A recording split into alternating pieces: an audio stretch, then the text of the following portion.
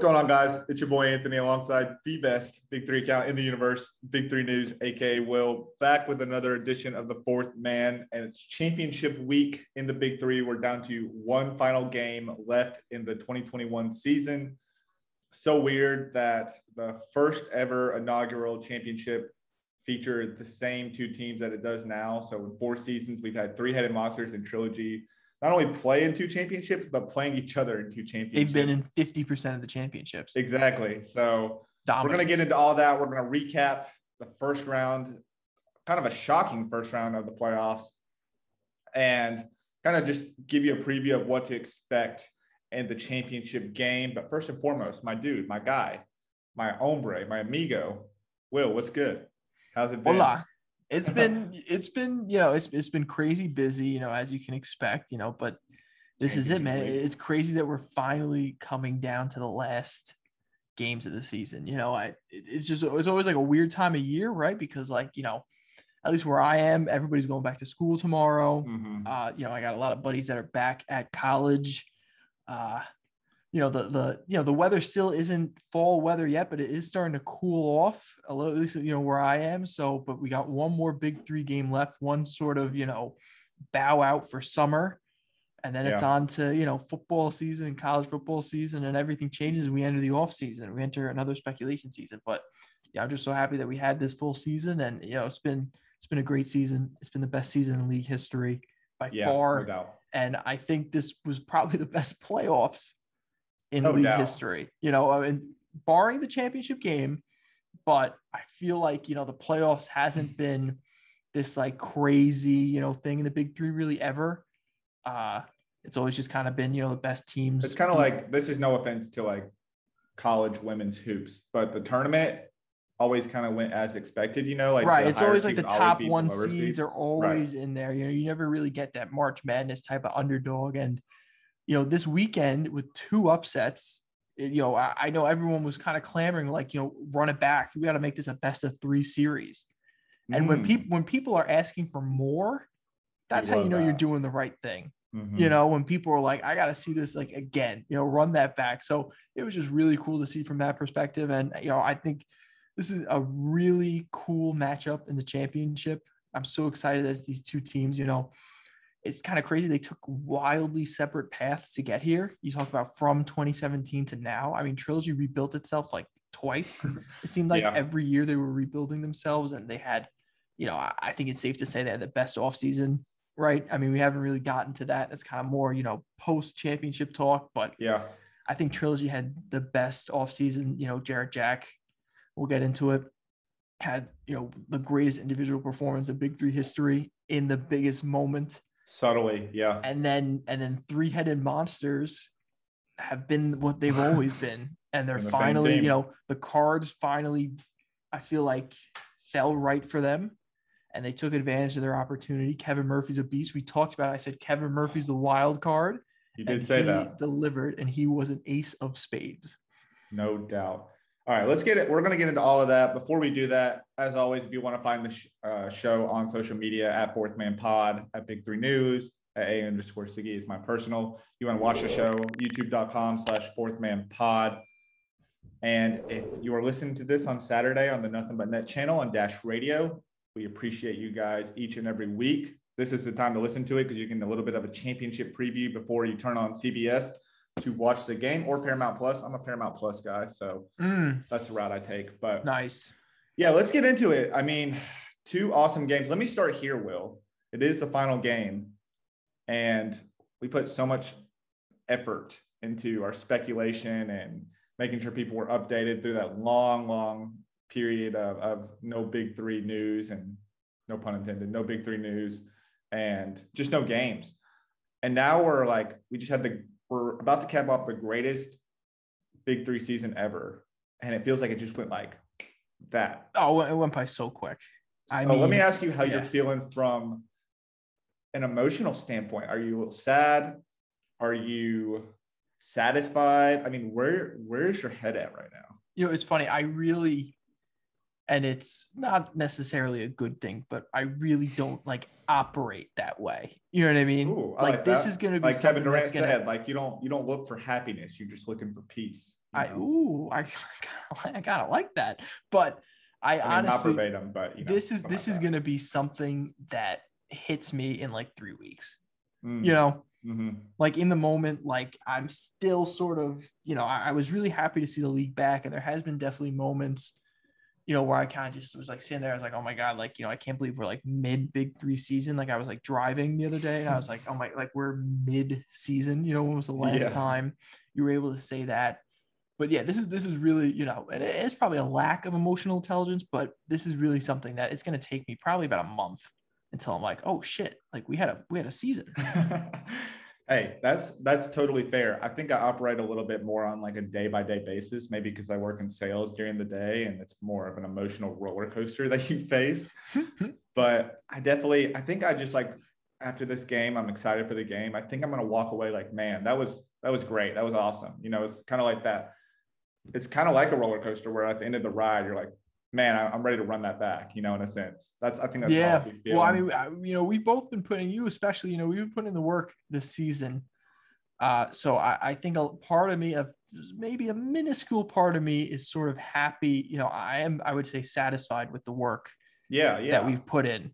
We had the draft show, plenty of interviews. That's what I mean. I think I am in a lot of ways absolutely run it back, but I also too I would say I am content with stamping our name on this. Exactly. Yeah. It'll be more that run it back moment will definitely come.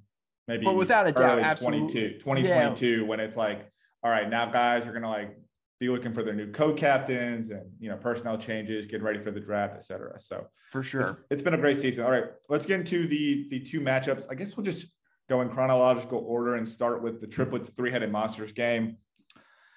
We talked about this one. We talked about three-headed monsters being a wild card. I think I was more on the standpoint of I don't know about triplets. They're coming into it 1-2. They're not looking like the same triplets. Joe has been struggling, and early on it did look like that. Now triplets ended the half strong, went into halftime with a lead, and then second half hit, and it seemed like they just forgot a game was going on, or three-headed monsters really hit them in the mound. 21-2 run to end the game for three-headed monsters. A masterful performance all around, especially like you said from Kevin Murphy, who just went absolutely bonkers throughout the game, just like he has been all season. At this point, he's definitely got to be rookie of the year. I feel like three-headed monsters ultimately ends up winning this one 51-39. The first ever win out of four. This is their fourth time playing triplets. The first time they've ever beaten triplets in triplets short franchise career. 1-3. Kevin Murphy went off for 29 points. That's the second time he put up 29 against triplets this season. Wow. Joe was held to 8. Gennaro Pargo is really the spark plug. 20 points. Al Jefferson probably had his best game, but Joe definitely had his worst game of the season. Are we shocked by this? I mean, like Will, you said Kevin Murphy was going to be the wild card, but what were some of your takeaways from this one? As you see three-headed monsters pulled off the second ever upset and a playoff. Yeah, I mean, I would say when the best player in the league goes out and basically, has his worst performance in probably, his tenure in the league, you're going to be shocked. I think, listen, Joe really hasn't looked like Joe since they came back to Vegas. Since they got back from the road, they were back in Vegas those last 2 weeks. Even in that win versus Ghost Ballers, they did not look, or Joe really didn't do much, but but they won by such a wide margin. We were like, who cares? Yeah. And then he didn't look right against TriState, and he certainly didn't look right in the Bahamas. Now, does it happen? Yeah. It happens. I mean, he did miss most of the first half too. I should state that, he had about 3 early fouls and he had to sit for a long period of time. It's almost like a coming back down to earth type thing. How much can you sustain that level of dominance? And really he did it for, probably a good solid 6 weeks out of the season, but at the end of the day, he finally came back down to earth at the right time. Pargo, like you said, Pargo was keeping them in it, but he didn't really get much from pause on that. But, you really didn't get anything from Moon. You didn't get really anything from Anderson and Al Jefferson. Al Jefferson played the role I feel like that he's always played. They've never really looked for him for buckets. But I got to say, a lot of credit to it was Rashard Lewis. I thought Kevin Murphy was going to take on the Joe Johnson matchup, but no, it was Rashard Lewis. And he, no way to put it. He locked up Joe Johnson, and that does not happen very often. Yeah, because they, coming into the game, I think we thought we were going to see a lot of double teams, a lot of guys hedging, off their man a little bit. And we really didn't see that. Like you said, no. A lot of credit to Rashard for just taking on that matchup one-on-one, and then also putting up a respectable 12 points, which, I think we've seen bits and pieces of MVP Rashard throughout the year, but I think this is one of his better games as well, just like both sides of the ball. And ultimately, they finally got that win. I think Reggie got under Joe's skin maybe a little bit toward the end of the first half, which worked out in their favor. Yeah, definitely. But three-headed monsters. Moving on, like I said, the second ever time we've seen a lower seed beat a higher seed in the playoffs, and it's good to see a 3 beat a 2. We thought maybe that was the only upset of the day, or we thought maybe that we could see another, but we didn't expect the performance that we got from Trilogy versus TriState, who also pulled off an upset on the day behind Jared Jack's BIG3 single game record, 35 points. Craziness. Look, he came into the game. He was the player coach. Stack had some personal reasons and did not attend the first game. Expect to be back next week. And TriState's been on a heater. They've truly been maybe the best team coming into the playoffs. But Jared Jack had a plan, and his plan was, hey, I'm not going to take myself out. And honestly, I probably won't make that many substitutions because I'll be so focused on just getting buckets. Exactly. And sure enough, that's what we saw. I think we saw Briscoe for a brief amount of time. James White and Amir Johnson got a couple of breaks there. But honestly, I think we just saw an outstanding performance by Jared Jack. But I think we saw everyone play their role very well. James White had 13, 10, and 3 blocks. Amir Johnson didn't contribute in the points column, but he had 11 rebounds, which I think was huge to out-rebound in TriState in general. And I think most importantly for Trilogy, they played great defense, and they didn't even allow Jason Richardson to score 1 point in the game. So crazy. Richardson, I feel like he did not play the second half at all. It didn't seem like it. It was like he Earl, must have been hurt. Justin, there's got to be more there. You know what I mean? Yeah. So ultimately, we saw we've only had one upset where a lower seed beat a higher seed in the playoffs coming into this one. That was Andre Emmett. That was Andre Emmett, Three's company, who defeated, I don't even remember. Was it Three-Headed Monsters or? It was. I don't remember, but they ended up playing Power in the championship game that year. Yeah. I'll have to look back at that here in a second. But was it? It wasn't Killer Threes, was it? Why does that sound like it would be right? Okay, I'll find it here in a second. We'll find it. We'll find it here in a second. But that being said, we saw 2 in this playoffs alone. 50-42 win by Trilogy over TriState to knock off the number 1 seed. I was right as I was tweeting, like, Jared Jack just needs to hit this 1-3 and he breaks the record. He hits it. He's just like, let me just walk up and hit this in Denman's face. Well, that clip of Jason Richardson throwing Justin Denman back on defense, like he knows exactly what's about to happen, is going to be, that might be the clip of the season. I think it was going to be, before that, it was the Joe Johnson shot over Royce White. But I think the way that everything's played back, this is just a much more impactful moment. I mean, I don't know how you feel about that, but no, I agree. I mean, that was one of the hottest teams coming into the league or into the Bahamas. And Trilogy, I don't say they were slumping, but they definitely didn't feel like the second best team like we had been crediting them all year. Sure enough, they got it done. So we're going to see a rematch of the 2017 finals. And Will, we were texting a little bit on Saturday, and you're like, I kind of want to see this rematch. And I do too. No, I'm saying you were texting me that. Right. And I'm saying, right. Yes. I mean, I did too, but like you kind of stated that to me personally. So, I mean, how do you feel now that you got the matchup that you were hoping for? No, I was about the matchup in general. I'm happy for multiple ways, because I think this was probably the one matchup where, well, not the one matchup, but I just feel like this is just a very unique and interesting storyline. because you have one team where they've stayed together, Rashard Lewis, Mahmoud Abdul-Rauf, and really Gary Payton. And then, besides 2017, Reggie Evans has been there every other year. Mm-hmm. So you almost feel like, Rashard is the only MVP not to have a ring. Reggie Evans has been playing out of his mind. Kevin Murphy, they bring in this guy that nobody knew who he was. If you said you knew who Kevin Murphy was, either you played against him in Atlanta or you're a liar. I really don't know what to tell you. And he's been an absolute, he's one of my favorite players in the league just by the way that he plays. He reminds me,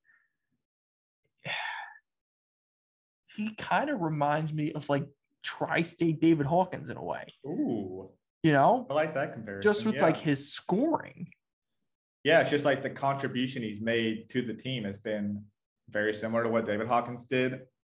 Just like a straight, and I really wanted that team to win a championship, but but Power won it, and probably rightfully so that Power won it that year. But all that being said, so you have that side of the coin. You almost like all the guys that have been around forever. You want them to win. They're owed. You want them to go out on top. You don't know how much longer Mahmoud has. They deserve it, right? They deserve a shot at the championship. Another shot, definitely. And I think Rashard Lewis made a good point. He had a quick interview on the Big3 page, and he made a good point in saying the league changes every year. You really don't know what to expect at this point. You get new rules every year, new players, new competition.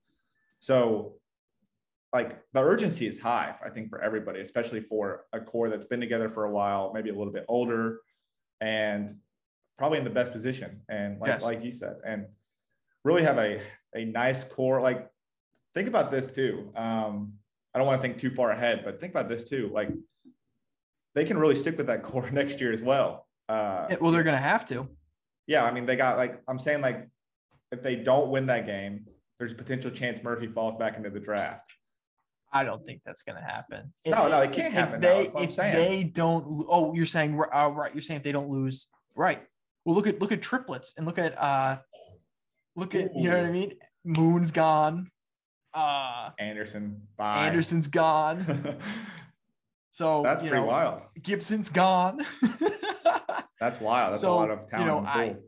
I just feel like that's a ton of talent in the pool. It's going to be really interesting to see what triplets do. But to be honest with you, the way that triplets played addressed a need that triplets could probably use a draft, could probably use a little bit of a reshuffle. Yeah.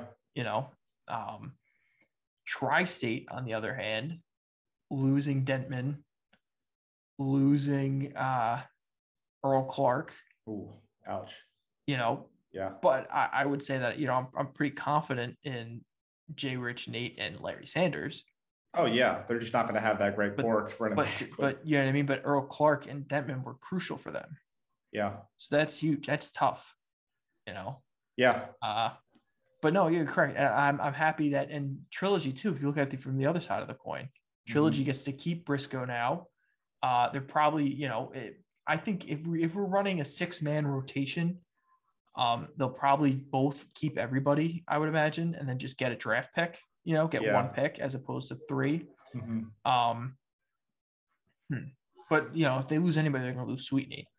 And then if 3-Headed Monsters lose anyone, it's going to be NJ. Yeah. So not to look too far ahead, but definitely some interesting thoughts to think about, maybe post game. Yeah, there's always that added layer of consequence, especially in this game. Which is kind of what I love about the league. Is not only did Frank came into the year saying oh, there's a competitive edge because the league's gotten better, but also there's a big incentive to winning, So not only that aspect, but as a team, as personnel wise, can really hurt you if you continue to lose. So interesting to Josh think about. Powell back in the draft. No, Powell's a co-captain. Oh, so we're thinking CJ Watson, who has. Oh, that's huge. CJ Watson, who all he knows is killer threes. We're getting way ahead of ourselves. Yeah. Okay. Let's get back to the championship game. But CJ Watson is going to be a name that when he isn't picked in the top 10, I'm going to be pissed. Yeah. Well, it's going to be like this year's David Hawkins. Exactly. Essentially. let's look at this game. We got Trilogy and Three-Headed Monsters. First off, the comparison from 2017 is pretty interesting because you look at who Three-Headed Monsters had. Yeah, they had the larger core of Rashad, Mahmoud, and Gary Payton, which I don't know if you ever ended up watching, or for any listener who hasn't watched my interview with Reggie Evans on Instagram, but he was actually supposed to be on that team that year. He like played too well at the combine, and then Killer Threes were like, oh yeah, we're grabbing him. Really? Mm-hmm. So they end up grabbing Kwame. But, just an interesting thought that he could also have been on that team for a long time. But regardless. If that's crazy. That team with Jay Will. Oh my God. Oh yeah. Could you imagine, dude? Because Reggie was a beast on Killer Threes. Yeah. Oh my God. So that championship team for Three-Headed Monsters and Trilogy in 2017, Rashad, Mahmoud, Gary Payton. Then they had Kwame Brown, Eddie Badston, Kareem Rush. And then on the flip side for Trilogy, it just looks completely different. Like, I can't believe James White is still there after all these years. But at the same time, like, he's been that good, so it does make sense. But he's like the Will Smith meme in the empty living room, Oh, I know. But to think about it, like, you're right. Like, they have reshuffled so many times. Like, looking back at the 2017, you forget about guys like Al Harrington, Rashad McCants, Kenyon Martin. You don't forget Jason about them. Terry. You think they were like all those guys that were on that team beforehand. Jason Terry, David Hawkins. Like, there's so many guys that have been on that team, and now you're at this point where it's like, okay, wow, like, this is our core. But yeah, even that 2017 team, like, Harrington, McCants, Kenyon Martin, Rick Mahorn was their coach. I mean, Deion Glover. It's been a long, Deion Glover, Pargo. And now we have these two teams that we've pretty much broken down. They played each other week 2 this year in Vegas when Trilogy won 50-43 over Three-Headed Monsters. It's pretty cool. I was actually there for that one. And I felt That's crazy. Did you look at that and you're like, this is the championship matchup? No, I was looking at this more like, this looks like the emergence of Kevin Murphy, if anything. Yeah. But I also was looking at, like, this is Trilogy's easily the second best team. Because they were on fire. That was Briscoe had Briscoe, Jack, maybe Quintel Woods and James White all had over double-digit points. And I was like, this team can easily score 50, like, night in and night out. And just to think, even from that matchup, how much has changed. This is a completely different rotation, lineups, not completely different, but just different rotations and lineups. I think Gary Payton was kind of testing his draft picks, like, let me play them a lot and let me see what they can do. Trilogy's gone to more of a 4-man rotation, maybe even more of a 3-man rotation. What do we think of this game? And ultimately, who do you think is going to come out on top? That's the question, right?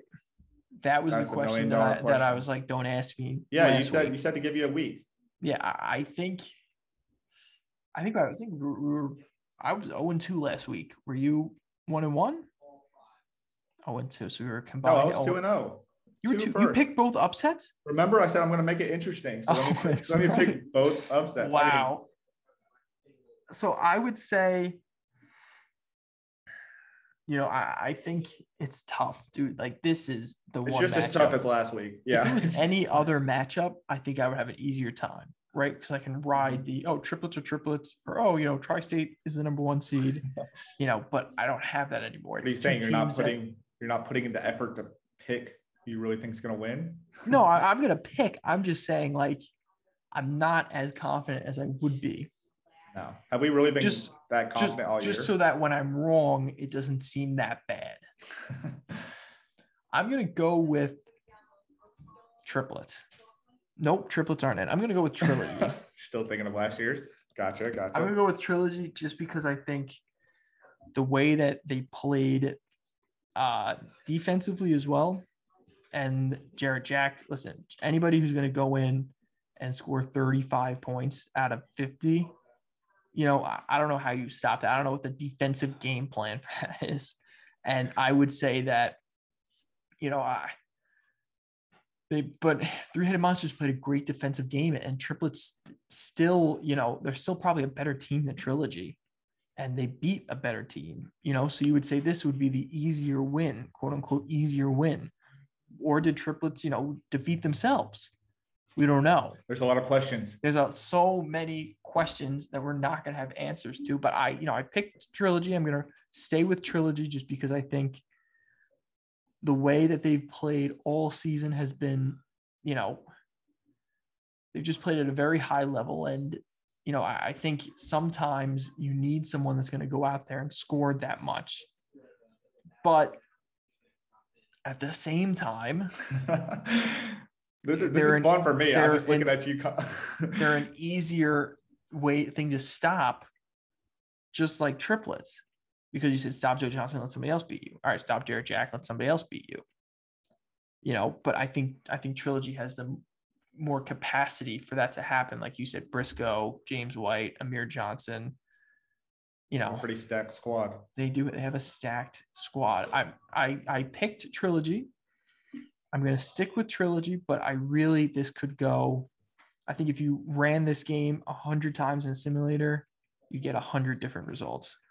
I think you're right on point. And just to make you feel yourself, make yourself feel a little bit better about picking the right team and, maybe being 0-2 last week. You've been killing it this year. Do you know your record at this point on the regular season? Regular season. I'm not counting playoffs. Regular season. 28-15. That's pretty good. I'm 22-21. That's like a that's like 5th seed in the Western Conference come, January. At one point you were like 20 and 6. I had a terrible end of the season. You had like 6 games where or like 1 week where you're like 6-0. I mean, yeah, you're on fire. So for my pick, I think I'm gonna go opposite of you again, but this time I feel a little bit more confident with my 3-headed monsters pick. I do have a little bit of, maybe this is fate. They've been to the playoffs 4 different times. They're getting a second opportunity to bring it all home. It just feels like it's got to happen at some point. Like you said, Rashad is on MVP to not have a ring. Exactly. They're due.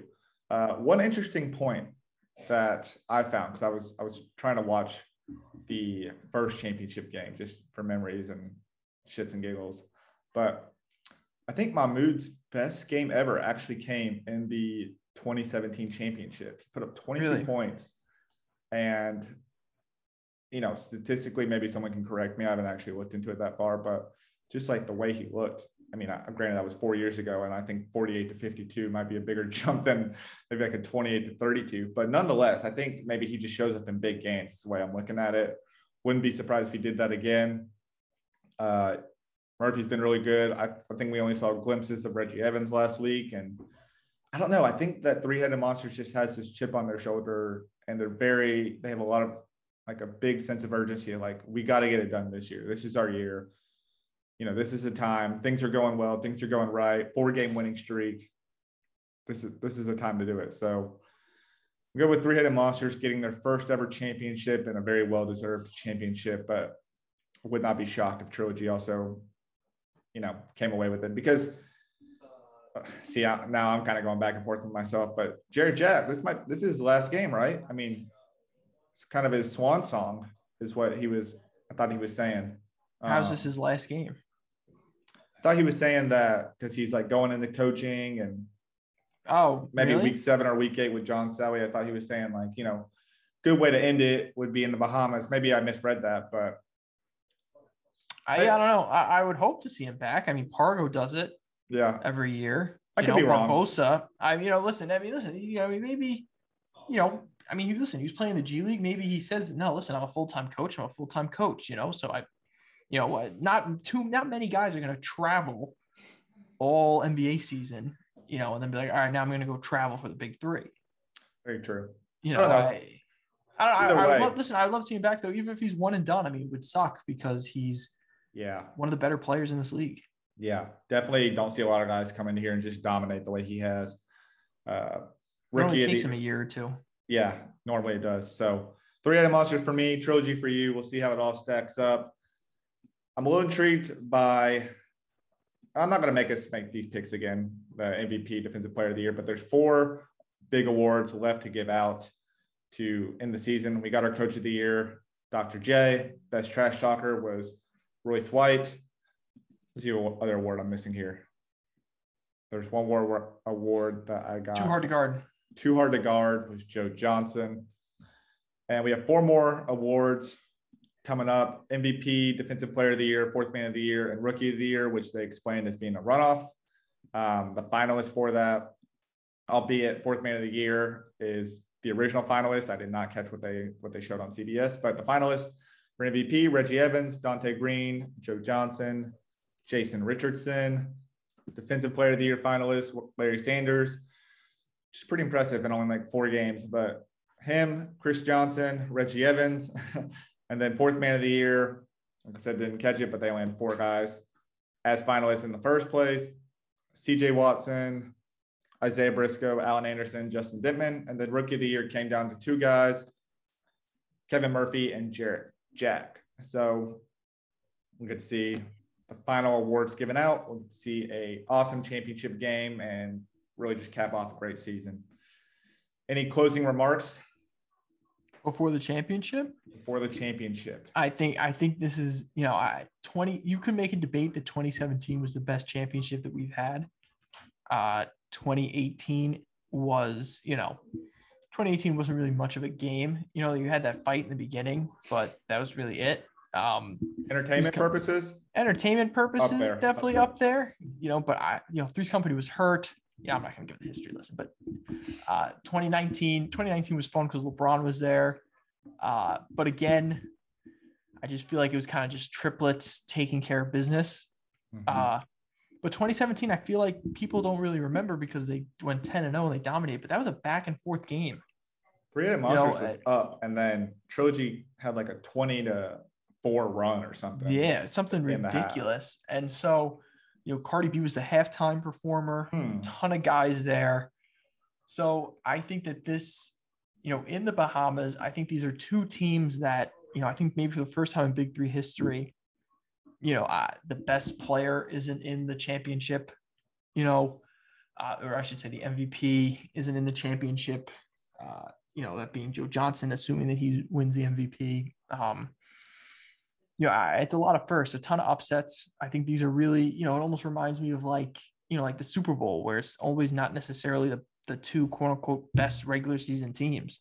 Yeah. And that often leads to who had the best stretch down the. And that often leads to the most entertaining championships. Yeah. Very good point. So there. I think it's gonna be a really good game. I do too. I'm really excited for the 3rd place game too. Yeah, we get to see a rematch of triplets and TriState. See if maybe we get to kind of see how these teams feel after being in the Bahamas for a week and coming off a loss, not being in the championship. Might be more like an all-star game. I kind of think that some of these teams come out and play with a little bit of sense of pride, but at the same time, it's like we're in the Bahamas, Doc. Triplets are probably pissed. I'd be pissed if I was them. Yeah. One final note: I did find out that it was 3-Headed Monsters that was upset. You want to know the final score in that game that Three's Company won and ultimately played in the championship game for? Yes. 50-28, Three's Company. Oh, so they kicked their ass. Yeah, Andre Emmett, 25 points. Yeah, I was going to say, if I remember that game correctly, I remember being kind of close, and then Andre Emmett just going nuts. I don't even remember that game too well. I remember that game. I felt like it was maybe a blowout the whole time, but I remember because it was kind of like 50-50 if Baron Davis was going to play. And then, or at least to me, I guess maybe it wasn't made clear if Baron Davis was going to play, and then it was Andre Emmett, and it was kind of like, all right, here we go. And then, Rashard Lewis also didn't play that game because he was out with a torn Achilles. That's right. That's right. I remember that. That's another thing too. People don't realize. Rashard Lewis came back. You know what I mean? From a Birdman retired off of that. A ton of guys retire in the NBA, in pro sports off of that. Rashard Lewis came back. And they do that at a younger age. That's what I mean. That's the KD injury, right? Yeah. Corey Maggette had it too. Yeah. Oh, man. This is going to be fun, man. There's so much to play for. These guys are playing for so much. I think that's really what I'm thinking of. That's the best way to verbalize it. These guys are playing for so much. Yeah, so much. And the championship rings are pretty dope as well. So, Wouldn't mind having that as well, but a lot of money on the line as well. Best part about it, I just feel like we got to mention this somewhere in the show. No team is playing a fake team. Bishop Sycamores out there. I'm sorry, I told you before the show. It's been on my mind nonstop. Oh my God, dude! But how funny would it be if we saw 3-headed monsters, but it was just like guys that weren't actually on the roster all year? Well, a team comes out. It's like, it's like the cyborgs or like some shit, and we're like, this is not the team. Like, so as you guys probably saw, as you clicked on the episode, yes, we do interview Rashad McCants, who was a member of Trilogy when they won the championship year one and went undefeated. It was a little last minute, which is why I'm telling you this now and didn't tell you when Will and I recorded earlier in the week. We're super appreciative of him coming on the show, being flexible. He came on last minute. I asked him and was super quick to respond and hop on and talk about his Trilogy days and his expectations for the game coming up. So without further ado, let's get to our interview with Rashad McCants. Today, we're very pleased and blessed to welcome on NCAA champion, NBA vet, BIG3 champion, author, podcaster, a man of many talents and ventures, whether it's on or off the court, Rashad McCants. Appreciate you taking the time, like I said before, and thanks for the flexibility. I know I asked you on short notice, but felt like this was the time to have you on. So appreciate you once again. No doubt, man. I appreciate you reaching out for sure. Yes, sir. Yes, sir. So, yeah, time because we got the BIG3 Championship coming up here on Saturday. And I felt like it was a good time to kind of like reflect and pay homage a little bit to, some of the teams from the first year and some of the guys who played initially and kind of set the foundation for what the league was and what success looked like in the league. And obviously you were a big part of that, being on the Trilogy team that went undefeated, 10-0 season, won it all. You had a big part in that. Really want to start here. What's your involvement just in terms of the BIG3? Like, do you still keep up with it? Do you watch it? And where do you stand with that right now? I'll definitely still watch it, follow it. A lot of the guys that are thriving right now, guys that are still, getting a little bit of opportunity here and there to shine, are guys that I've grown up playing ball with, follow these guys. Good friends of mine that always during draft, the draft or first game, just give them advice like Jared Jack, Justin Dittman, or guys that I knew that would kill, as soon as I seen them at the draft, I knew they would be impact players. Earl Clark,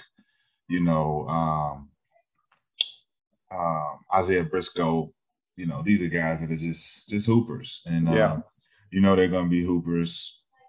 And it's always just good to see everybody just thrive. And hopefully it continues to get bigger and bigger. And, the platform gets, more players that are, seasoned, more skills and competitive and get the juices flowing and keep the entertainment value up. Yeah, definitely. The entertainment value, I feel like the talent of the league continues to grow. But I think at the same time, too, like I said, you really set the foundation for what success looks like in that league. I mean, people are still chasing after the 10-0 record, undefeated season that you guys were able to put on. But so I kind of want to take it back to that first year back in 2017. I think a lot of the times when you look up the BIG3 and your name back in 2017, a lot of it was like comeback story or really want to change the narrative maybe per se of what you were trying to do from a basketball career. You talk about in a lot of articles or a couple articles maybe where you put a lot of effort and hard work into making the comeback. Honestly, that made you the number one pick. But can you kind of take me back to the combine and draft night and just, what that whole experience was like? Yeah, man. It was a crazy story. I always like to revisit it because it kind of jump started a lot of things that I'm doing now. Even with my own podcast, it was a transition.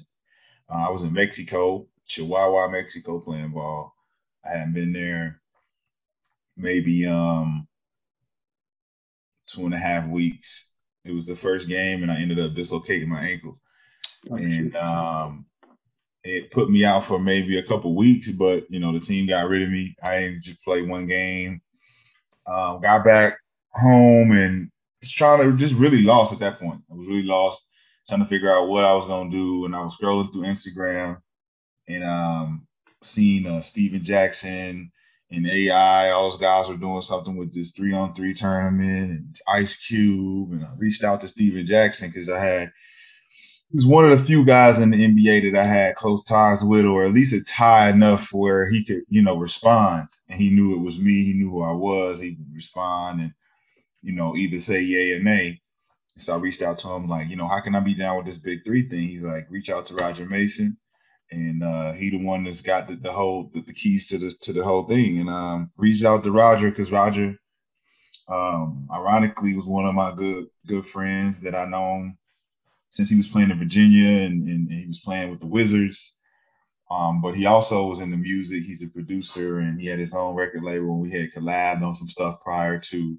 So we had a good rapport. So I reached out to Raj. He told me what to do. And I just started preparing from there as far as just getting to the gym, trying to get back in shape, get my ankle right. And I knew just the opportunity to be on the type of stage that it was one that was going to resurface my career to the point where I can shut the book. I can close the chapters.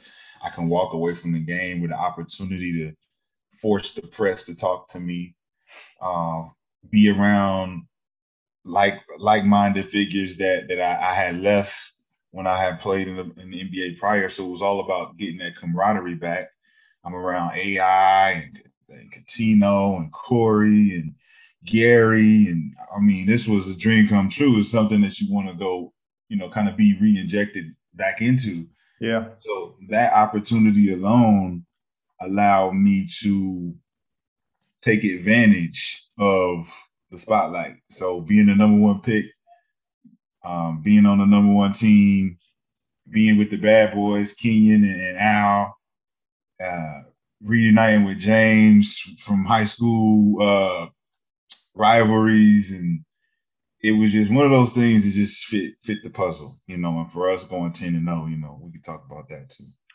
Yeah, I think when you think about, or for me personally, when I think about Trilogy, that's who I think of, right? I think about you and Al and Kenyon and, obviously James is still there, but, Dion, everybody on that squad, and just bring back like really strong memories. And I really wish that I could have been there for that first combine, like to really see what it was like. You say you're coming off an ankle injury. Kenyon's talking about how right away, pretty soon into the combine process, like, oh yeah, I know who I want. I'm gonna get Rashad first pick. So it's crazy to hear you were coming back from an ankle injury, and Kenyon like midway through is like, oh yeah, I know who I want already. Oh yeah. I mean, there was a respect level already for the guys who knew for sure what it was. I mean, it was. I was a silent killer when I was in the league. I didn't have a lot of opportunity to do things, and people look at me and they don't say I was an NBA success. They would consider me a bust because my expectations coming out was to be the next Kobe. So when I didn't get anywhere close to mimicking that, the expectation goes down. So those are still guys that they're in the league that know my talent. So I didn't have to showcase talent to Kenyon or anybody else. Everybody else who would have picked number one would have picked me because what I bring to the table is different than what these other guys bring to the table, because I talk shit. I'm very intelligent. I can really play. I have a determination to win, and I care about the guys around me. And it's hard to find. And I'm not selfish at all. Not even with the winning. I like to take an L every now and again so I can learn. Fair enough. That's something that makes me different with these other guys. So it's something I carry, very close to me, but it's one of those things. I think what's always drawn me into the Big Three too, that may be separate from other professional sports, outside of it being like a new league, everyone kind of draws to everything new, but it's kind of like you said, like, I feel like there's just more players say where it's like guys know which guys are good, which guys can really ball, which guys can hoop, what they bring to the table more so. And it's not so much like the media has say in it. I feel like a lot of times now and again, like the casual fan or maybe even diehard fans seem to forget or maybe get brainwashed by what the media might say on what kind of person, this dude is or that dude is based off, you know, there's so much more influence that the media might have than maybe a player has, which it seems backwards, but that's just the way it seems like it's come to be in this like new social media age. Right. And I mean, it's hard for the players to get their right say off, but it's coming around. You know, Yeah. guys are starting to open up. For sure. So I want to go back to that season. Okay, so you got the foundation is set, the team is set. You know, I feel like from the get-go, you guys kind of had a target on your back. It wasn't going into the next season. Felt like it was right away, maybe after one or two games. But what do you remember most just about the regular season run that you guys had, you know, with that squad in the first year of this new league? It was a game-by-game process, to be honest. We knew we had a dominant team. Me and Al honestly looked at each other like Shaq and Kobe. It was a 1-2 punch that we knew was unmatched. Fortunately, Kenyon was never really healthy for us. So we really only played the season with 3 guys. You know, Dion helped when he could, you know, when we needed him to step up, get us some stops, give us a breather, get us a couple buckets. But we played the whole season majority with 3 guys. And for me and Al, you know, it was important for us to play not necessarily 100% of our potential, but to a certain potential where we knew we can dominate our opponent, whoever it was. It didn't matter. And I think that's how we played every game. Was we played to the mismatch. We played to who had the advantage, whether it was speed, height, or just smarts. You know, James often had that mismatch when he was just smarter than another guy, and we could take advantage of it. So that's what it boiled down to with us is, you know, who's guarding who every game. Yeah, and I know you said you knew a lot of these guys prior, or, you know, the NBA in itself is a brotherhood. But like you said, you and Al, Shaq and Kobe, like similarities when it came to Big 3 ball. Did you and Al have like a relationship off the court prior, or like did you guys play before, you know, in the NBA, or maybe like coming up to the NBA? And how do you feel like that chemistry how do you feel like you guys were able to get that chemistry to just mesh so quickly? It's funny though you say that, because it's just hoopers. We hoop. When you hoop with a hooper, there is no conversation that you need to have. There's no lunch, dinner, breakfast that you need. There's no you know what I'm saying? There's nothing that you need. Makes sense. It's roll. It's I'm going back door. It's look in my eyes. I got you. It's just play, you know. And Al, being from New York, you know, it was very easy to play. And he's a big man and want to be a guard. So when you talk about New York, you know, he's a willing passer. Yeah. He's a willing teammate. He's one of them easy guys to play with. And I ran into Al during their run, that We Believe run in Golden State with him, Barron, and Steve. That's how I got close with Steve. And I was Baron Davis was like my big homie, like my big bro. And shout out to Barron. And it was Barron, it was Steve, it was Al. Matt was in there a little bit, you know what I'm saying? Matt was in there a little bit, but mostly just those guys. And Monte, ran into Monte while he was out here in Vegas a few days back. But, you know, that's how I got close with Al. So I knew he was going to be an easy guy. But Kenyon was, to be honest, he was my childhood favorite when he was in Cincinnati, man. He was a monster. And he's one of those guys that's just a smart-ass player.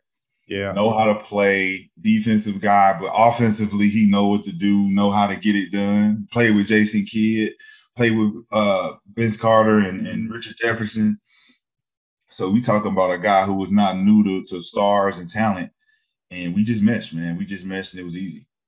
Yeah, you guys made it look easy all the way into the playoffs. I feel like maybe that's when, I don't want to say they gave you fits, but adversity maybe hit a little bit more. You know, you guys did have to make a couple comebacks within the playoffs, and then also the championship game where my mood was going crazy. You guys had a little bit of a slower start to that championship game. Looking back on that championship game, you know, I feel like you guys had like a 20-6 run to end the first half. I know that was like 5 years ago, but, you know, can you take me back to that setting where you're down early in that first half and kind of what the kind of what the message was just from everybody as you guys are trying to cap off, a historic run in a first year? Well, you just take it back to the game before that. The Okay. Ghost Ballers. Ghost Ballers game was a tough game. We had already played enough where all the teams wanted or had kind of got used to what we were doing. Mm-hmm. And at that point, you see it, but you still can't stop it. We're going back to the old John Madden 96. You see it, you just can't stop it. And that's what we went on that side. It was like, man, it don't matter what they do. They can't stop this. They got to foul this. It ain't like we can match up and everybody just balance out and we go head up with them. No. So once we knew that with the Ghost Ballers that they were going to play hard nose, they were going to foul, they were going to do everything they could, but we just going to do what we do better. That's all we needed to do. So when it came to the three-headed monsters, the way that we defended them allowed Mahmoud to get his shots off. And we did a bad job switching. We did a bad job guarding him off the pick and roll. But once we made the adjustments, I think we cut the lead in at halftime. We ended up going in, down 4. I think you guys were up at half. I was just watching the rerun. You we guys were up at 4. Yeah. I think we were up by 4. So yeah, we had a slow start, but once we got back into the swing of things, it was kind of. I remember that talk in the locker room. We were just talking about doing too much. We were playing too much defense and allowing them to do things that they wasn't supposed to doing. We were overrunning, over hustling, and we just need to slow down and make these guys play defense. And that's ended up what we did in the second half. Yeah, in fairness, I mean, I feel like a lot of the attention was on Rashard Lewis, him being the MVP. And I mean, that's no disrespect to Mahmoud, but I think that was probably his best game, even looking at his career now in the Big Three, probably his best game ever. So, you guys got it done. You guys accomplished the historic 10-0 run, capped off a championship in the first ever season of the Big Three. And it's just kind of wild to think about, right? Because like most of the time you come into like a brand new league and like you're still trying to like figure it out, and you guys kind of just walked in like you owned it, like you knew what was going to happen and you were ready to make it happen. And then even to the point where like I felt like the following season you obviously had a big target on your back. But one of the things I thought was pretty interesting is that Cube, I felt like his dream always was to have Kobe playing it. Like that was his idea behind the Big Three. And I think one of his favorite players, I'm not going to speak for him, but I think one of his favorite players, being a Lakers fan, and one of the things I found interesting is that like when you came out is that you said that you would roast Kobe if he came to the Big Three. Do you remember that comment? And just like, was that just coming off a big season and just having a lot of confidence, or where does that stem from? I guess it stems from. Let me tell you this. I'll tell you this because I'm a walking soundbite. When I said that, it was two things. I wanted to bait Kobe into even thinking about something like that. Right? Okay. Thinking of the league first. Gotcha.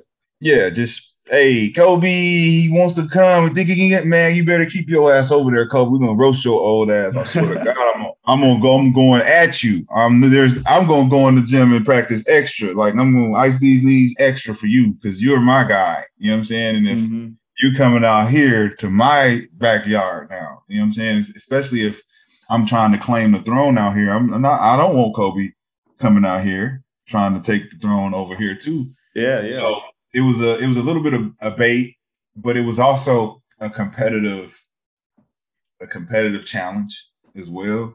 Because I'm not one like Steven Jackson, all these other guys that, hey man, Kobe would kill Kobe. Hey man, he got to prove it, just like I got to prove it, just like you got to prove it. I'm not giving him the key before he do nothing. That's fair.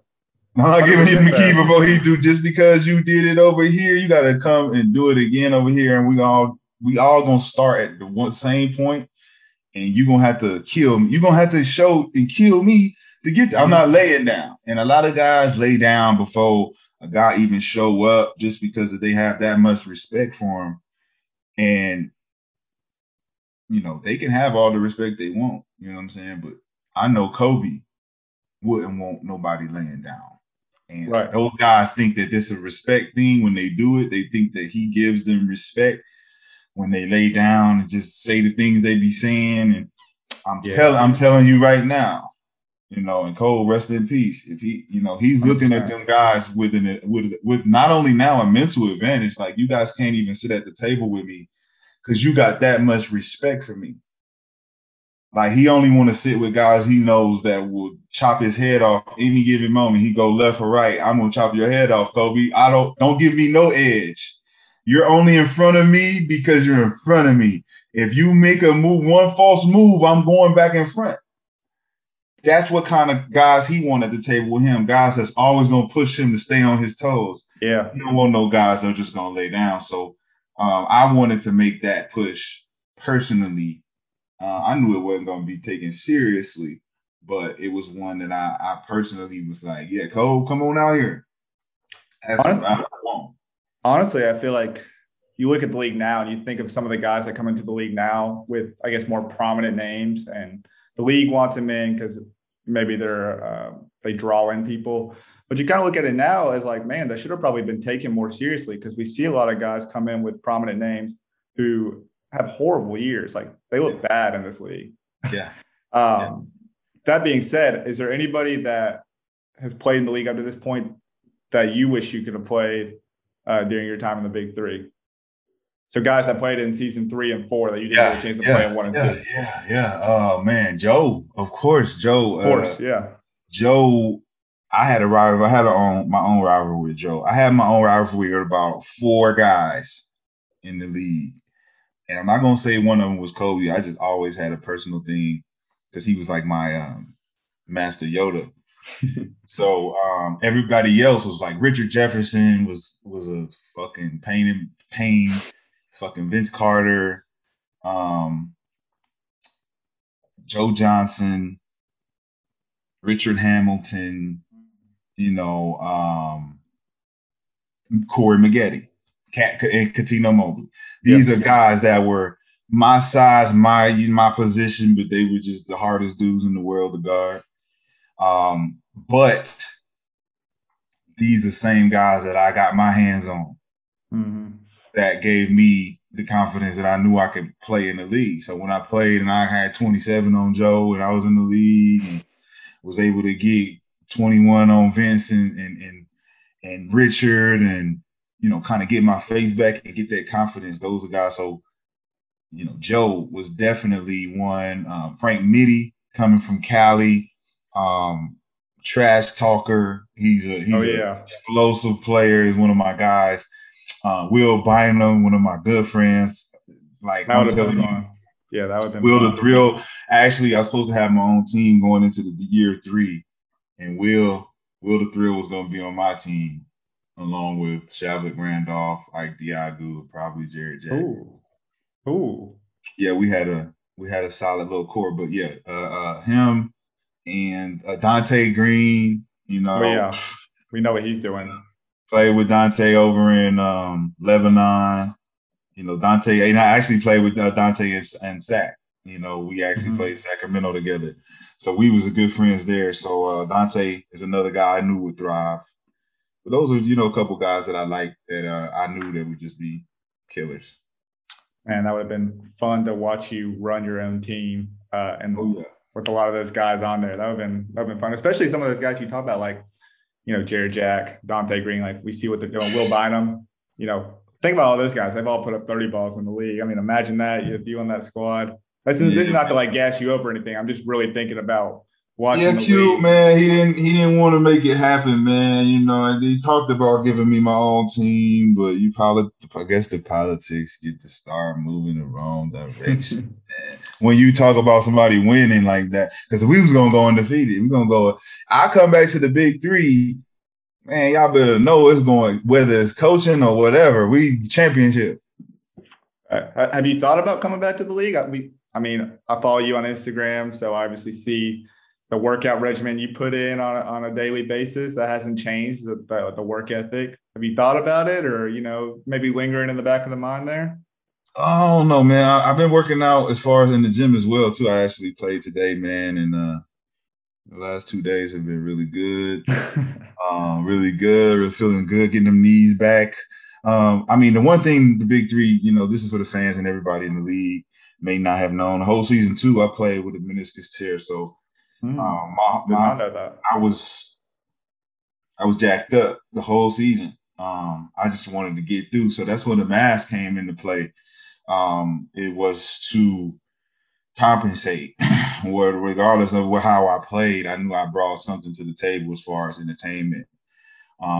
But it wasn't a good performance year for me because I was compensating on that injury, but I wanted to push through regardless because I knew I could still get 15, I could still get 10, 15 points out there. But then going into retirement, trying to fix the body and, dealing with other things, it was just important for me to step away. But I have been thinking about it. It would just be bad for the guys out there. It's not fair. It won't be fair this time around because I'm like really in shape. I'm like 240 now. Oh man, it's just, I don't see anyone wanting to deal with that kind of pain. It's going to be painful. Maybe not in the league, but, guys like me and the fans out there you talk about, you talk about not being a selfish guy. We would love to see that, we would love to see a jacked up Rashad McCants, making the return, that. But hey, look, we need somebody that's going to talk shit on the other end. Like I literally cannot come back without guys talking trash. Like I did it the last year I played. It was like no one talked. I made a whole list. Man, I call guys out every week. And it's like guys just didn't step up to the plate. Like we have to have some type of, we have to have some type of showmanship as players. We're talking about, we're playing 3-on-3. We're not playing 5-on-5. There's got to be an extra fire and an extra flair to this game. Yeah. And your passion for every bucket that you make, every three that you make, it's got to be an animation to it. It's got to turn it. Like when I played the first year, I wanted to create a Big 3 video game like Streets, like NBA Streets. Oh, yeah. And we can't do that because we don't play like that when we're playing. Well, hey, I will say I would say there's probably more shit talkers in the league. I think about guys like Royce White, Larry Sanders. I mean, Joe's kind of a silent killer, but there are more shit talkers, I think. And I think, I think maybe we need a few more for sure if we want to make some kind of Big 3 video game. But I think there are more than maybe that season 2. You think about the shit talker, though. I'm talking about guys that have a character, Okay. Like Charles Oakley was a character. So whether or not he was talking shit, you knew his character was a shit talker. Like he didn't have to talk shit because his face, he looked at you, he was talking shit. Like, he didn't have to say nothing. And that was a part of his Anthony Mason. These are guys that just had character. So in the Big 3, if you was to draw up like the Goon Squad for the Big 3 based on character, the only guy you could really say is a part of that Goon Squad is Reggie Evans. Yeah. Big Reg gonna be the monster. Yeah. He gonna be we know that's what he do. But when you talking about characters, everybody else, you got the Zen Master. You probably got the Zen Master Mahmoud. He plays a character. He's always the same guy. He's like the dude from Kill Bill with the beard. You know what I'm saying? He just do his thing. You can't get him rattled. He gonna get, you know what I'm saying? And then you got certain guys, but everybody else is kind of cut and dry. You know what I'm saying? It's like what you're saying. You're out there shooting and playing like we're playing real 3-on-3, but we're not. Every move is a highlight. Everything is 3-on-3. Everything you do should be for Sports Center.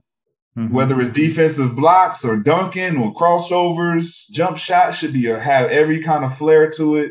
But that should be something that the league talks about internally with the players. It should be something that they get together and say, we got to have more entertainment because the people that have been around for 4 years now, they done seen us in all the cities. If you go year 5, year 6, it's going to be tough to fill the arenas. Yeah, man. That'd be dope. Have those, like you say, characters that everyone just knows what you're going to bring to the table every time you have a game. go city by city. Man, I like that idea. Hopefully that's something that comes around. Want to wrap up like the first year conversation. You know, after everything you guys did, win a title, you won Big3 Finals MVP.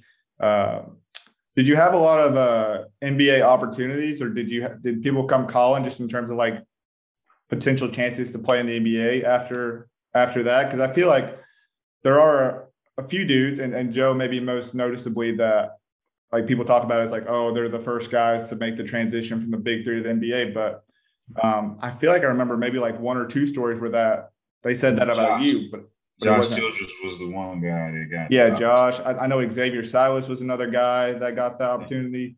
Yeah. But I feel like I remember a couple of stories where your name was mentioned. I just don't know how that went. So to hear from you personally, my name wasn't mentioned in any light of coming back and going to the NBA. And I knew going into the Big3 that it wasn't going to be used for that kind of platform or that type of springboard. And that was the first kind of question that I was asked: is you think you can use this to? No, I already know. Like, my battle was never talent wise or getting in shape or whether you can do it. It was always with the front offices and the speculative politics that you had to deal with. So when Josh got his opportunity and Xavier got his opportunity, I remember being in the gym with Clyde. This is before Clyde became the commissioner. He was still coaching TriState, and we were in the gym in Vegas. This is due to the storm that happened back then in Miami or Florida. No, Houston. It was the Houston thing, and he ended up being in Vegas a little longer. And we was working out, and he was just wondering, like, how come you haven't had any opportunities? People calling and nothing going on. And I was like, nah, they don't really rock with me like that. He's like, man, you definitely by far the best guy in the league, and you're definitely in shape, and you should get an opportunity. I'm like, yeah, Clyde, but that ain't, you don't know the story, so it's not gonna happen, not that way. Even for you, if he was to even vouch for me, it wouldn't even be enough. And so, just saying that to Clyde Drexler and him seeing and hearing the story was it was enough, because later on, maybe 2 weeks later, Josh had got signed, and he texted me. And he texted me. He said, "Man, did you just see Jill just got called up? They know nobody's calling you." And I said, "Nope, I ain't heard nothing from nobody." He said, "Wow." He said, "Keep your head up, man. Keep grinding. Something gonna shake." But he was just like, "Wow." So I wasn't insulted or anything like that. I was more happy for Josh because he's a guy that I've been playing with since high school. And he's always been one of my favorite players, and cool ass Cali guy. So Josh is always one of them guys that get those opportunities anyway, man. Hard hat guy. He's like a Jared Dudley guy, man, where you could just inject him into the team. He ain't gonna be no distraction. Give you solid minutes and go about his day. He ain't gonna be no trouble. Okay, must have misheard that. That's a shame too, though. But like you said, if the man Clyde the Glide can't do it for you, then who's going to be able to do it for you? But like you said, that hasn't stopped you from doing anything. You're making that transition. I want to talk about this current Trilogy team because, obviously the Big3 posted a comment where you commented on their page on Instagram, and you're like, man, Jack got 35 out of 50 on you guys. Like, might be a wrap. That wasn't obviously verbatim what you said, but it is interesting to see that Trilogy and Three-Headed Monsters are playing again. It kind of came full circle. So what's your thoughts on this year's current Trilogy squad? You mentioned Jack being one of your guys and their potential chances to take down Three-Headed Monsters, who time and time again are right at the doorstep and just can't seem to get the job done. Perfect opportunity to talk some shit about Gary Payton. Huh? man. Gary, is he one of those characters? First off, Gary Payton? Okay, just want to make sure. Absolutely, he got his own avatar. He can't get it done. Gary, I'm looking at him right now. Gary, you can't get it done. You're there. We talk about this every time I see you, man. You got to turn the corner on this. You got to figure it out, man, because it's like you're going up against Michael Jordan every time, man. We just can't keep doing this. Man. And Gary loves it. I think this time he's going to try to take it, but the only problem is Jared Jack is like me. He's like my type of player on this particular team. People don't realize that because he's not a notable scorer on paper. Mm-hmm. But Jared Jack, I mean, y'all don't know who Jared Jack is because a lot of people judge game based on position playing. When they watch NBA games, they like Jared Jack played for Brooklyn. He was a solid point guard, and it's like that's what y'all think. Like Jared Jack is one of the best players to ever play the game. Point guards. We're talking about Baltimore, Maryland style basketball at its finest. He don't play like that no more because he's been playing in the NBA so long where it's position playing and you just, pass and do your thing. But here, the game I was at, the first game, he opened up his bag and he showed me the Jared Jack I knew. That's when I knew the league was going to have a hard time once he started opening up his bag and being who he really is. It's like you don't really recognize him from his career because he wasn't busting out 35 balls like that. Yeah. And if you think about it, like Isaiah Briscoe, another guy, position player, didn't go to the league and should be. He's like a Jamal Tinsley type player. Mm-hmm. And, now he get to show in the isolation ball, like nobody can deal with him. Nobody can deal with Jack. You know what I'm saying? They're hard to guard. Mm-hmm. That's what Reggie talked about too when I talked with him. He was like, yeah, in the NBA, I did what I had to do. I played my role in order to stick in the NBA for a while. But coming out of, his hometown, he said that's all they did was shoot, score, like, he could get buckets for a long time. So I felt, that's what I mean about like sometimes like the media having like maybe a stronger a voice when it's like people like me on the outside looking in, like trying to get real like facts, information. Yeah. Because I'm thinking like, oh, this is Reggie's game. Like this is who he's always been in the NBA. Like Big3, he keeps developing his offensive game when it's really been like Reggie's always had an offensive game. He's just now like showing his bag, that's what it is. And that's what I really like about the Big3 is like get a little bit more truth to everything about some of these hoopers. Oh, yeah. But you can go back to Reggie. Guys who played against Reggie in the NBA know how much of a dog he is. Yeah. Right? Mm-hmm. But then you look at the teams he was on. At what point was you going to give Reggie the ball? You're right. On any of them teams he was ever on. Seattle, where is it where we throw the ball into Reggie and say, go get it? Yeah. Never. Mm-hmm. So Reggie, he didn't never come. He was like Dennis Rodman. He's like Charles Oakley. Like them guys had game. Them guys could really play. They wasn't slouches, but they fit their position. They played their position and didn't complain about it. But Reggie, to me, when I first seen Reggie when he was in college, man, he was one of those guys, left hand, right hand, solid post position. You got a guy who know how to get post position. He gonna get fouls all day long. He offensive rebound nightmare. You know what I'm saying? That's still happening today. Yeah, man, he just know what he's doing. So he one of those guys that, like you say, he gets better. And guys that never played against him that's in the Big3 now that's like playing against him, they're like, man. He killing me. He killing me. He got 20 rebounds. He's like, yeah, Reggie will have 40 rebounds on you if you go to sleep. That's all people talk about, whether it's the broadcasters or players I talk to. Reggie this, Reggie that. Like if we got to go against three-headed monsters, we got to go against Reggie. We got to deal with him. I know Scal was talking about him on one broadcast, so that's pretty funny. But all right, let's get your championship prediction. I'm assuming you're riding with Trilogy, but they always say it's not right to assume. So, who you rocking with for the three-headed monsters Trilogy rematch year 4? I know James is up for the challenge with Rashad because he always is. That's how James is. So James is right now licking his chops. I got to stop Rashad. I got to stop Rashad. I got to stop Rashad. Right? Mm-hmm. You got Murphy. You got Mahmoud. And who's their other? Reggie. Oh, Reggie. Okay. So Reggie, Amir. It's going to be tough on Amir. It's going to be really tough on Amir. And then they got big Mamadou coming in there, just doing what he do. It just being in the way. I don't think Gary will use him. Yeah, they've been rocking with the four-man rotation most of the year. Yeah, so I don't think that four-man rotation is going to get it done with these guys because Jared's a big guard, Briscoe's a big guard, and Mahmoud is too frail. Murphy's solid, but he just want to shoot. So it's gonna be tough. I like Trilogy winning by more than 8.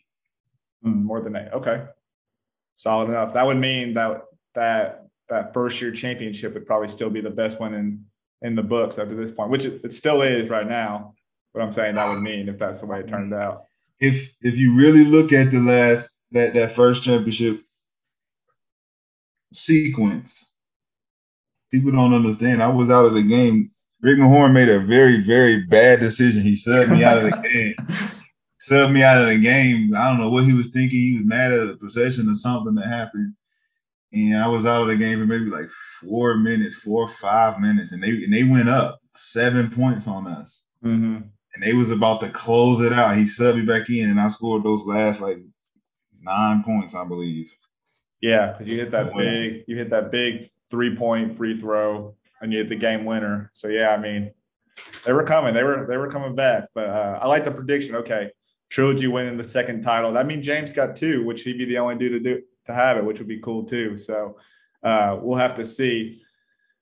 I want to talk a little bit off the court because I mentioned at the top you're an author, podcasting now. You have the podcast, the transition man to God. You're talking about your transition a little bit. What kind of got you? Have you always been someone that's like to write or like to express even like a deeper thought process? I mean, what got you started on the podcast? I just kind of want you to be able to talk about some of those things that you got going on outside the court, off the court. Oh man, all that stuff is just in the making, years and years in the making. Mm-hmm. Really being ahead of the curve with a lot of things. I'm an inventor, an innovator. Mm-hmm. Like to create. So like on my whiteboard right now, I just got a bunch of businesses I've created over the last couple of years. And the Transition Podcast allows me to talk or gives me a platform to share stories and testimonies on how to persevere through different adjustments in different environments and the type of mindset you got to have to maneuver in different climates and different groups and things you got to be aware of and all that kind of stuff. I think that's just a part of my testimony in life and everything that I've been through thus far, every place that I've been, every person I've encountered gives me opportunity to give back the information and wisdom, but also to keep creating, sports performance programs, rehabilitation facilities for cannabis. There's so many different things. Virtual reality platforms for learning simulations. We got so many things in the woodworks that I'm trying to help the guys, man. To be honest, trying to help the players. But it's hard to get their attention, man. It's hard in our culture. If you're out of sight, out of mind, nobody cares if you're trying to help them or not. You got to be popping. You got to be on the scene. You got to have a bunch of money. And I'm trying to change that stigma, but it's hard to do that without the right amount of money to make you look a certain way so guys can respect what you say. So we trying to get over that hump. Yeah. Where, you can walk in the room and say something that's beneficial and everybody kind of cling to it without me having to look like Jay-Z, and you be able to respect me because I look the way I look and not because of what I say has value. Mm-hmm. I think if we can get away from that, we'll see better promotions and sponsorships out of, the Big 3. There's no way any NBA player shouldn't be sponsoring the Big 3. It doesn't even make sense. Yeah. So we just need to get over that hump where we can realize these type of things. And I think with the Transition Podcast, all those things that I'm doing, I want to bring some type of example of success outside of the court to show these players, that they should give back more, be around the players more, embrace the culture of those who are not stars, those who are not, all stars or got 1 million followers, all that kind of stuff. There's the guys that keep this basketball thing alive, and these are the guys that's on the ground level. These guys are just out here hooping, keeping the game alive, keeping the fans alive. You know, these are guys that help build it. So I think we should always go back and figure out what these guys are doing. Let's build the promise of what happens after basketball, compared to just, you know, we'll just keep running to the same thing where guys wash up after 4 or 5 years and we never hear from them again. That sounds dope. I mean, I think you're exactly right. And so is the goal to have on maybe some of those guys who have been through this experience, who go through that like 4 or 5 year like quick NBA run, or also to have guys that are maybe had challenging upbringings and fought a lot of adversity to now are like CEOs and stuff? Is that the goal, like in terms of guests and whatnot? Absolutely. But not only that, but just normal everyday people who, you know, want to transition into something bigger, but they're afraid, you know. So then we bring that bigger person who's done it, but they were there at that ground level where that person is having doubt, and they're able to tell them what they did to get to that level. Like I worked through the fears, I worked through the anxieties, I was patient, I did the work, I prepared, and I never stopped. I surrounded myself with good people, people who pushed me, people who motivated and helped me. That's the type of testimony and type of guest that we want to bring on the show, because it's really about connecting people, and you connect people with stories, and that's pretty much how we've all been disconnected. So we just need to tell the stories. Man, that's cool. I was going to say that even sounds relatable to someone like myself, who I don't know like the pro lifestyle or anything, but it sounds relatable to the things I'm doing in my everyday life. So I'm definitely going to make sure I'm checking in, tuning in. For sure, bro. And we might even revisit, you know, being on the podcast as well, bro. Because, you know, let's just think about the fact that there's somebody trying to figure out if they want to be a YouTuber or a podcaster, right? And they don't know, you know, if it's smart. They don't have the confidence to be in front of the camera. They don't know to talk well. But then they listen to you tell the story about how you started, and then they're like, let me just take the first step. Yeah, because I think, I mean, I don't think I'm someone that was always at least comfortable on camera or even talking, or I was like, oh shit, I fucked up. Now I got to start over or something. But like, there's probably a ton of people that have crazier outlooks or, you know, storylines that they could tell. And all it takes is for them to get on the mic or hop in front of a camera. So that would be cool. I'm excited for that. And just want to close out and say, appreciate you for coming on. Best of luck with the ventures. Hope to see you back in the Big Three if that's the plan for you. And really appreciate the time. No doubt, brother. Salute, man. Check me out. I am Rashad McCants on the IG. Hit me up. Podcast, Transition, Man to God, all platforms. Amazon, Apple, everywhere. Check me out. Yes, sir. You heard it here first. Appreciate you. That's going to do it for us, guys. Hope you guys enjoyed the championship and are looking forward to it like us. Remember, you can listen to the show on your preferred podcast platform, watch it on YouTube, or like I mentioned on top of the show, listen to it on Dash Radio on the Nothing But Net channel every Saturday at 2 p.m. Eastern. We appreciate you guys. We'll be back for a post-game championship recap next week, and see you guys next time.